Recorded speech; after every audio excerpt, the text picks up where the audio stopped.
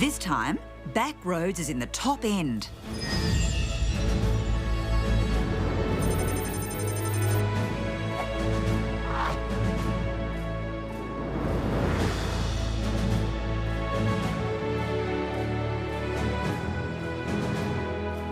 In Adelaide River, there are plenty of thrills. The speed and power that they have and how good they are at just ambushing their prey. They're just perfect for what they do.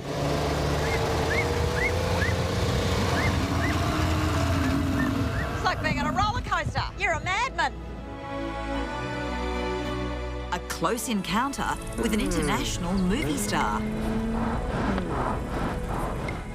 And even love in a place of war. But there's also a fascinating and lesser-known past. There were hundreds of troops in this area at the time. And that's what I'm here to explore.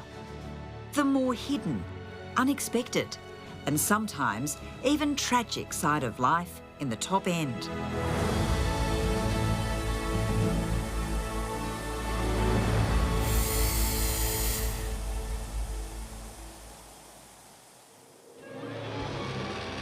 Australia is holding its breath as the Japanese attack Darwin. Hundreds of citizens are fleeing south.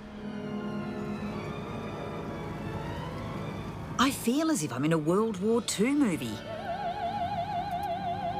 Probably because I've hitched a ride with a local in a Willys Jeep, dating from that time.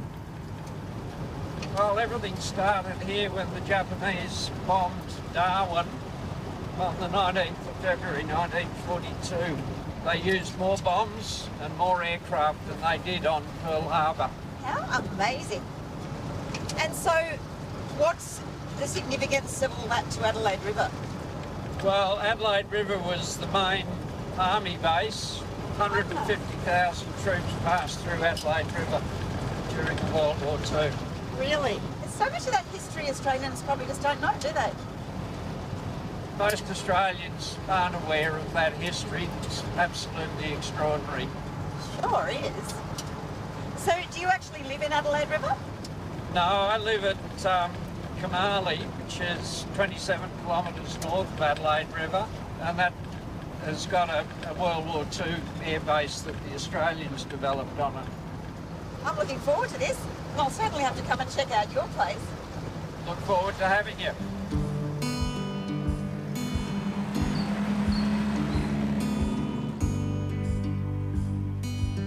I didn't know the top end had a World War II past that extended beyond Darwin, including Adelaide River. The name refers to both a river and a town.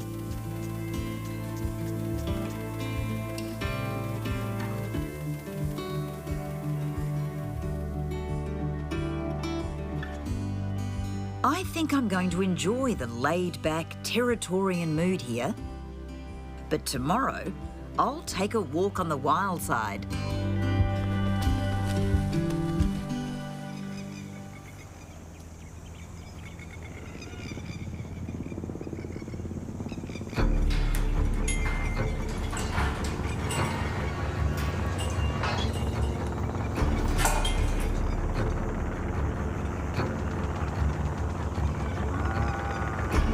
Oh yeah, I can see him. Here we go.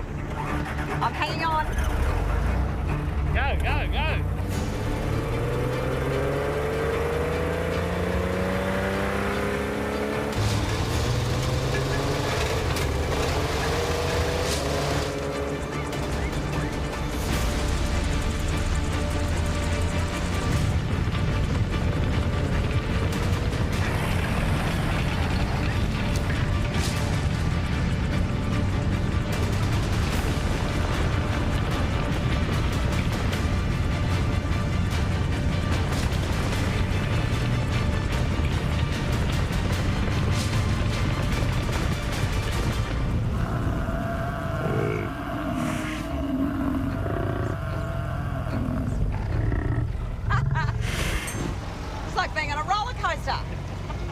You're a madman.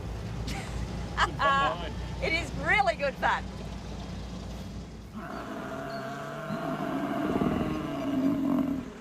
buffalo mustering is more than just a business for the Fawcett family. Oh, it's just the whole life, being in the bush and the adrenaline and, yeah, the thrill of the chase, I suppose. Yeah.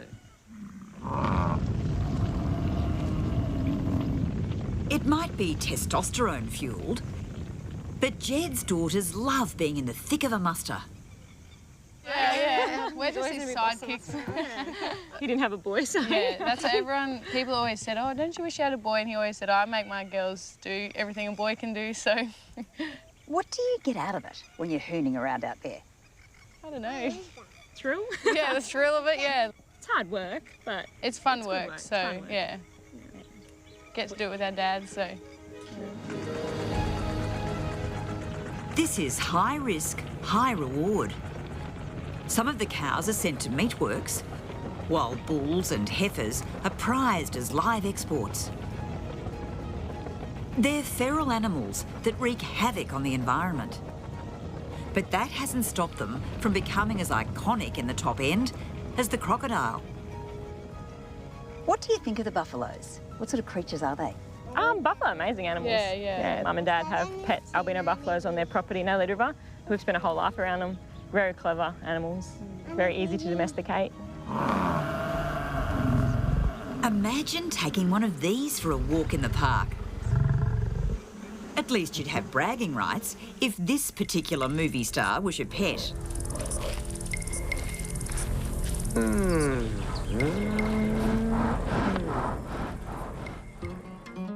The actual buffalo, Crocodile Dundee, famously hypnotised.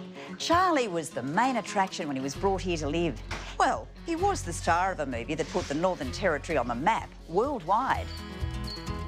Charlie was such a drawcard that when he died in the year 2000, he was stuffed and given pride of place on the bar of the local pub. And here he is.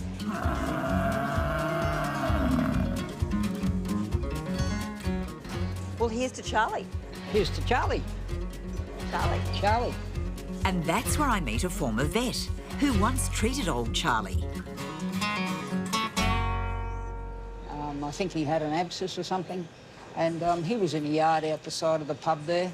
And, of course, I treated him with the respect you'd warrant to an animal that size and considerably bigger than me. Buffalo have got very bony, hard heads, big ones.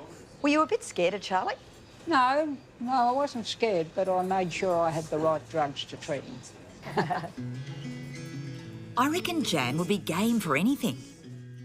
She tells me that at the age of 24, she packed up herself and her dog Kim and drove her Holden station wagon from Brisbane to a Darwin still reeling from being bombed in World War II. She became the very first vet, not just the first woman, to set up a permanent private practice in the Northern Territory. You were a young woman after an adventure. Absolutely, absolutely. And, of course, all that wartime history was there when I came. All the spikes on the beaches in case the Japanese landed, which, of course, was thought of at one stage. And damaged buildings, bombed buildings, still in the middle of Darwin. How extraordinary.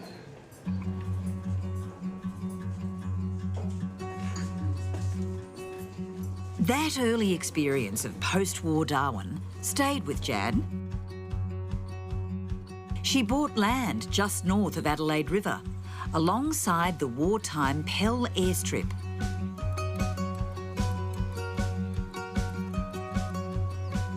Jan's property was where the unit that serviced and repaired the World War II planes was based. And there were huge numbers of planes around this area. The Dutch and the Americans were stationed. There were hundreds of troops in this area at the time, and lots of units. So, Heather, this is the recreation hall. And you can appreciate the artistic way the guys have set it up and the lovely stairs. But Saturday nights here, I think, would have been good fun. The boys would have had their ration for the day, for the week. Over there, I stuck that in the tree some time ago and can't get it out now, but that's a pissophone, and the guys used it as a urinal. So after they'd had their beer ration, they would have used this? I guess so. That's the usual way, isn't it? I guess.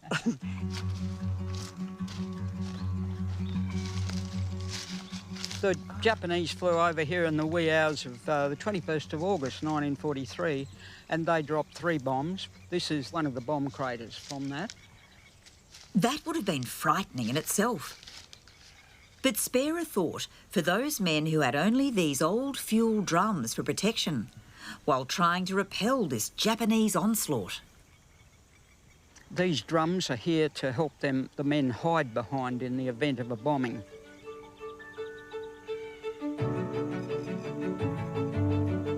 Pell's former service and repair base is Jan's passion. She conducts tours on a site that's still surrendering relics of its wartime past. This item, I had 2 men here from the British forces last year, and they pounced on this and said 1.5-inch hand grenade. At least you know what it is now. Yeah. Oh, look at all this. What's this? Up at the firing range, first of all I found that, which is just beautiful, but that's made from the casing of a bullet. So that's a piece of art. Oh, absolutely. Beautiful. Called trench art, because, you know, that was the term. A lot of people did this sort of thing in their spare time. I love this one. Yes. And this, of course, is a stencil, and it looks to me like somebody had a poodle at home. Oh, I love this one. It is lovely, isn't it? Yes. That's gorgeous. Almost 80 years on, the war in the top end might sound like a boy's own adventure. But back in town, there's a moving reminder of its dark side.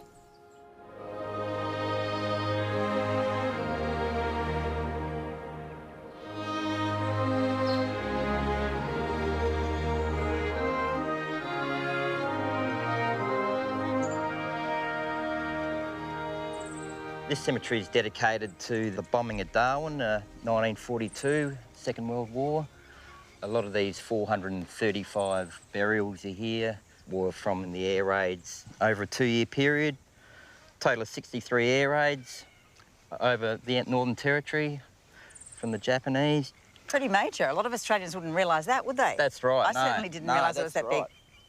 As the NT's regional manager of the Office of Australian War Graves, Shane's keen to remind me of the human cost of war. It's not just numbers, is it? There'd be so many personal stories behind these names. Yeah, well, that's right. This is our youngest in the cemetery, Robert Harvey Stobo. He was a deck cadet on a Merchant Navy cargo ship that got sunk in the first air raid in Darwin Harbour. And then just up here, we've got another interesting grave. This is Tyndall. He was believed to be the first casualty from enemy fire on the Australian mainland.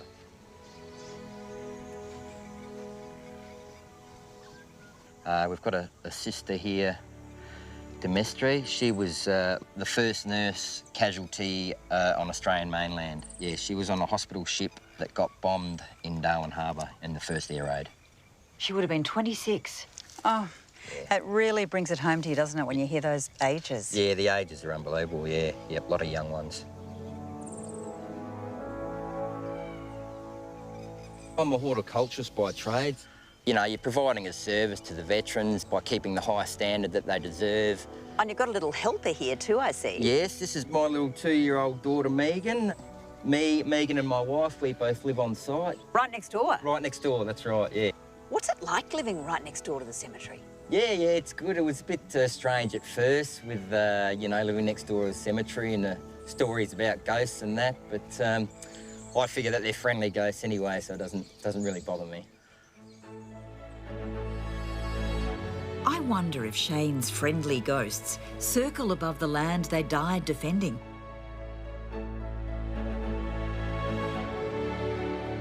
And do they also hover over nearby Kumali airfield?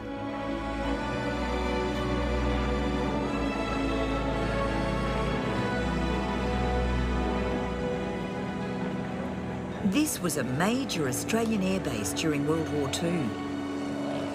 Now private property, owned by Richard, who drove me into town. That was a smooth landing?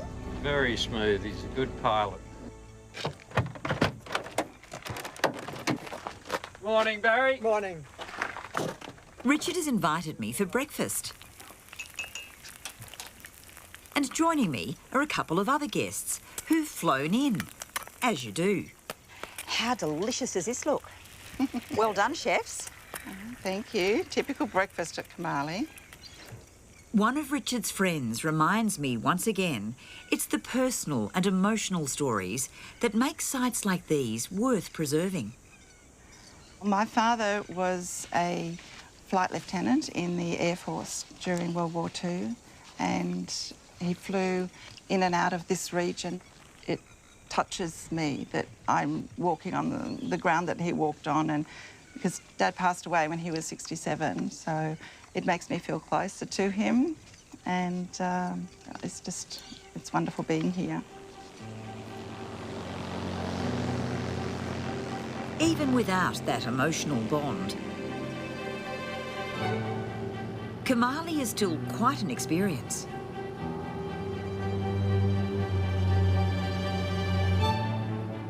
So, Richard, I feel like I'm walking on history here, on this airstrip. You're walking on a Spitfire. So there's silhouettes of the original full-size aircraft here. silhouettes. You can see them on Google Earth. Fantastic.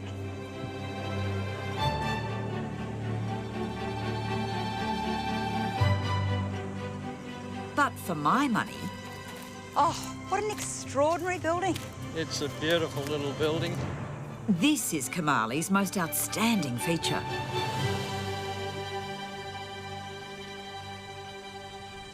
Well, this was built as a chapel in 1943 for 31 Squadron Beaufighter. Oh, it's amazing. So there's got to be a story to the history of this. Why did they build a chapel here? Well, the story is that the Padre was doing his services in a tent. One day, one of the pilots approached the Padre and said, "Padre, the boys and I have been thinking of building a bar, but we've decided to build a chapel instead, so here's the pub money." It really is such a beautiful building. It is, and I love it. The war history has been a revelation. And the perfect place to reflect on it is right next door in Litchfield National Park.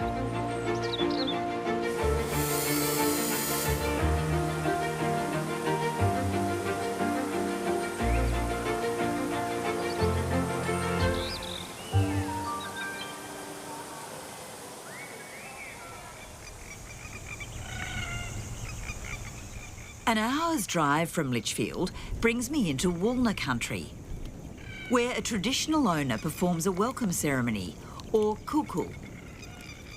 Cool. So now you actually protect it for your next journey. Thank you, Graham. That's a relief. You're welcome. Graham and his wife Lynette own and run Puddacole Aboriginal Cultural Tours, which they set up to give visitors an authentic experience of Aboriginal culture here. Hey, Heather, how are you? Very good. That's good. So we've stopped at this tree, the billy goat plum tree, but now known as the kakadu plum tree, and this is high in vitamin C. One plum by itself, it contains about 50 times vitamin C as orange. Fair dinkum. 50 times more than an orange. 50 times orange. In that little thing.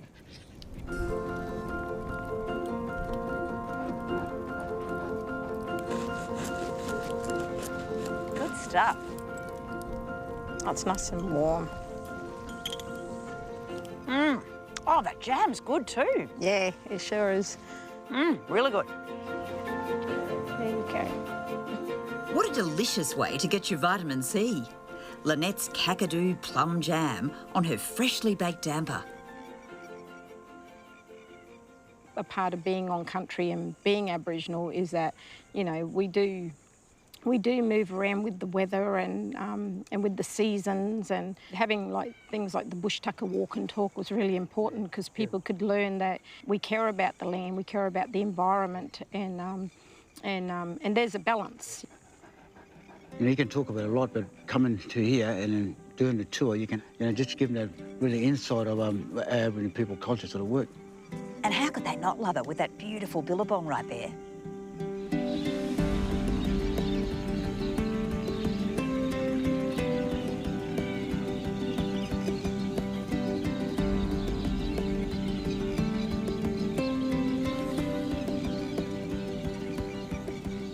And in your country, are there any World War II relics? Because they seem to be scattered all around the place, don't they? Yeah, right at the back there on the floodplain, there's some old bombs that fell in the mud and didn't go off. They're still stuck in the floodplain. Wow.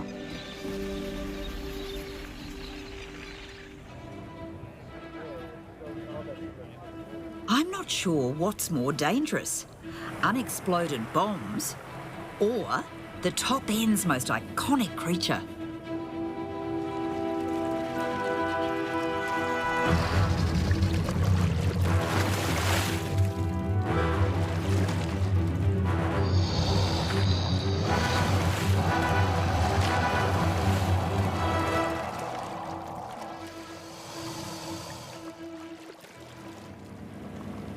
Oh, where's he gone? There he is.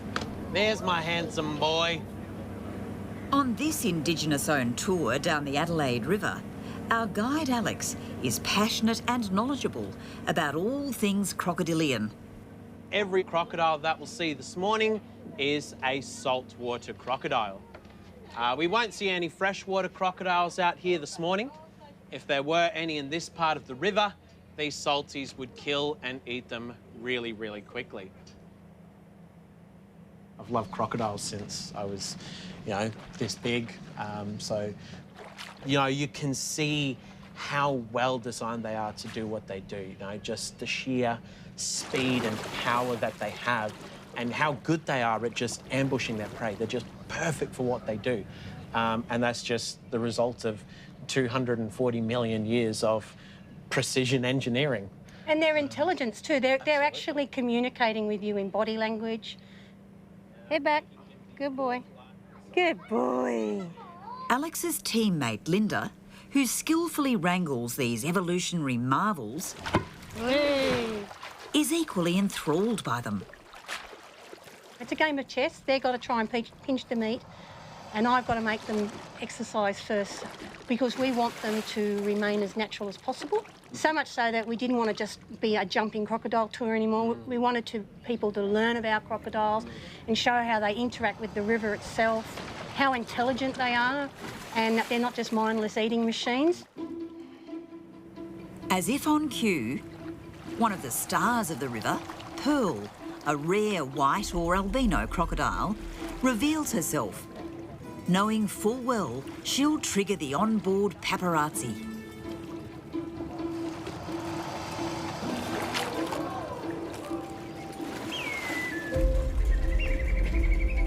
Come on. So we've got our black kites and whistling kites coming down. These are the two most common raptor species in the Northern Territory. It's not just the crocodiles out here, it's such a vibrant and diverse ecosystem. And for us as well, it's really important trying to preserve that and minimise our impact out here on the river because there's not a lot of human presence on this river. What a memorable experience my time in Adelaide River has been. And a happy ending is the icing on the cake. I'm back at Kamali Airfield, where friends of Richard's are getting hitched. And this time, Richard is using his Willie's Jeep to get the bride to the church on time.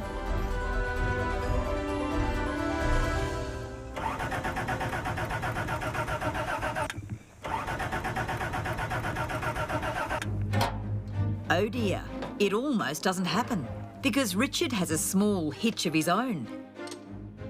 Thankfully, there's some muscle on hand.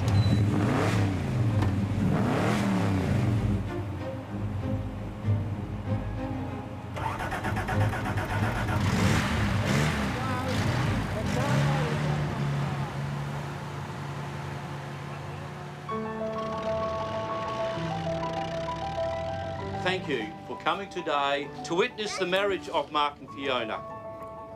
As trainee pilots when they first flew into Kamali, Fiona and Mark fell in love with its chapel and asked Richard if they could be married here. In the name of God, I declare you to be husband and wife. But you have my permission to kiss your bride.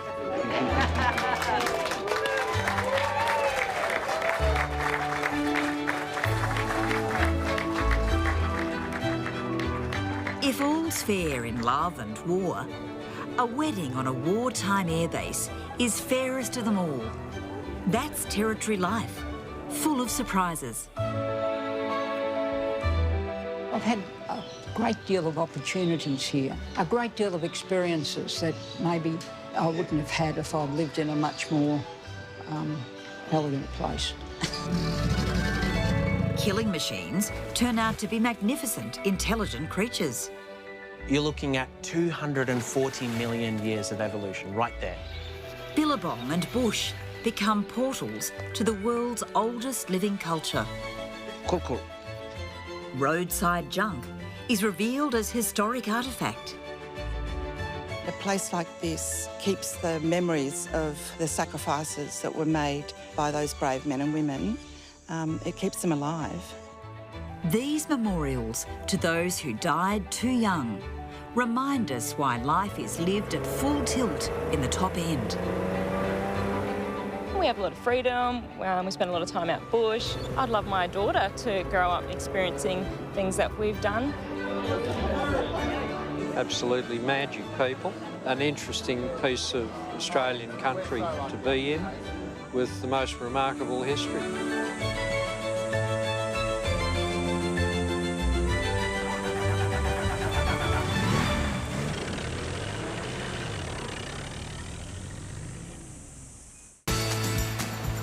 Next time on Backroads, guest presenter Lisa Miller explores the wild, beating heart of Tasmania, the Central Highlands, where the locals have to be tough. Harry, how cold does it get here? It gets bloody cold, real cold. And fishing and hunting are a way of life. Oh, Irene, who are all these fellas? They are all mine. You shot them all? Yes. Hold on.